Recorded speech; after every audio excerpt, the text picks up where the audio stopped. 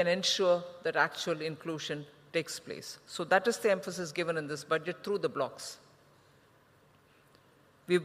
Since the last budget, again on education, you've seen a good considerable allotment being made. More than 1 lakh crores have been given for education from the center, while education is a center plus state subject. So each state would do their own, plus the center itself has given this 1 lakh crore. And this year, that has gone up as well. So education gets its priority as much as skilling and upskilling for our youth. Skilling and upskilling, and also in this budget a special mention is made for skilling our workers even on Industry 4.0 requirements, which means they'll have to be readied for artificial intelligence, they have to be readied for being trained for, being trained for dealing with data, deep data, using robotics, and so on. And a point which I've been repeatedly saying since after presenting the budget is industry wants to expand. They're already going in that route. You find that many of these, this morning too, I saw one of the steel manufacturer has gone to Jammu and Kashmir, and they've started, they're laying the foundation for building one of the factories there in J&K. But all of them are also challenged because their products which get exported are measured by the green measuring yard. If steel which goes from India is not going to be green, nobody is going to import, or they'll levy huge barriers, which are non-tariff barriers. So every industry, even on the verge of wanting to expand and invest to expand, are now compelled to bring in technology to ensure that their production is going to be green compliant. So the workforce that they will need is not going to be the regular workforce, but the regular plus workforce. And the regular plus means the worker should be good enough for the job that he is going in, but at the same time should have greater knowledge and technique to use so that the produce that they make is green compliant. So technology-driven investments for matching with the green expectations of the global market, for which you need workers who are going to be skilled for that. That's exactly what's the special mention in the budget, where we are saying workers will be trained for meeting the challenges and the expectation of Industry 4.0. So that emphasis is also given.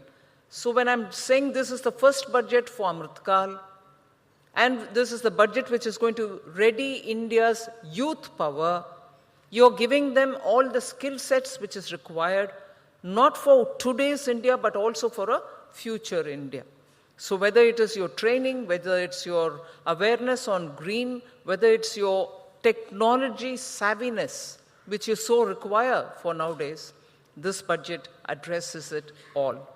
And finally, there are enough investment and also allocations being made so that India's transition from fossil fuel to green energy is also being carefully attended to.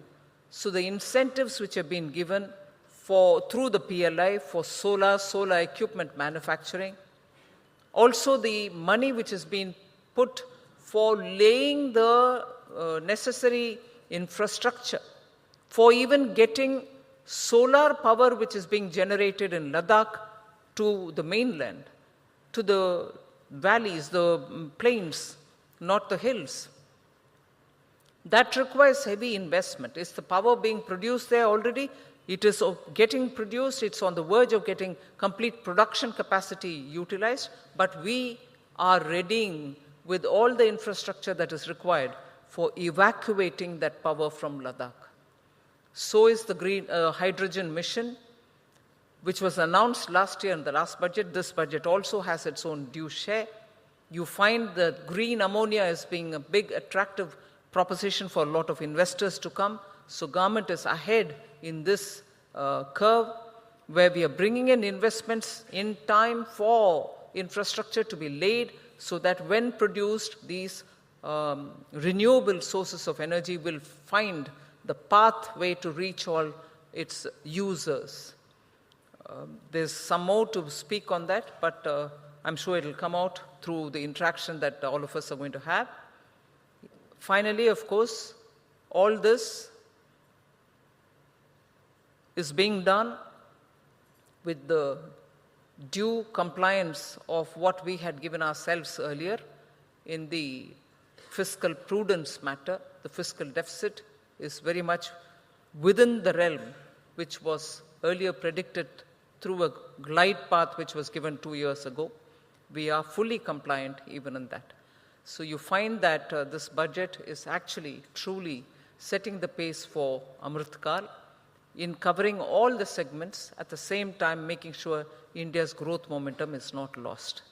So I'll end there. Thank you for giving me this opportunity. I'm sure there'll be a lot more exchange during the question answers.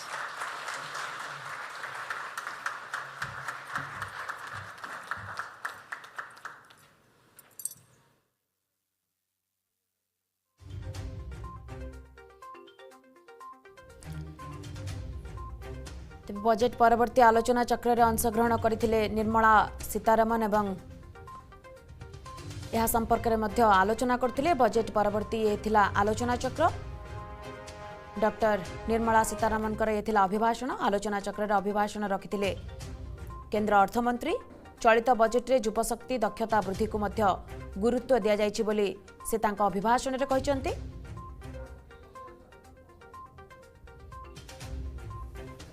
Jar सीधा सड़क दृश्य आपण माने देखि पारुथिले doctor Nirmala Sitharaman कर एथिला अभिभाषण।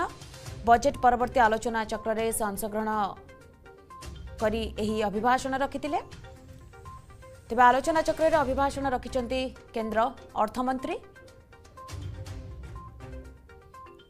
एवं चलित बजेट रे युवा शक्ति दक्षता वृद्धि को गुरुत्व दिया जायतिबा कथा से तांका अभिभाषण रे कहिचंती।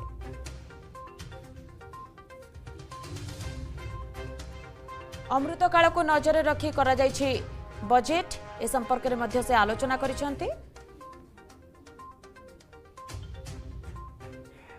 आज ओडिशा गस्तर अछंती 6 केंद्र मंत्री। एही परिप्रेक्षी रे बजेट परवर्ती आलोचना चक्र रे अंशग्रहण करथिले निर्मला सीतारमन एवं तांकर अभिभाषण मध्य रखुथिले। चलित बजेट रे युवा शक्ति को दक्षता वृद्धि को गुरुत्व दिया जायतिबा कथा से कहिसंती एवं अमृत काल को नजर रखी एही बजेट करा जायतिबा कथा मध्य से तांको अभिभाषण रे कहिसंती।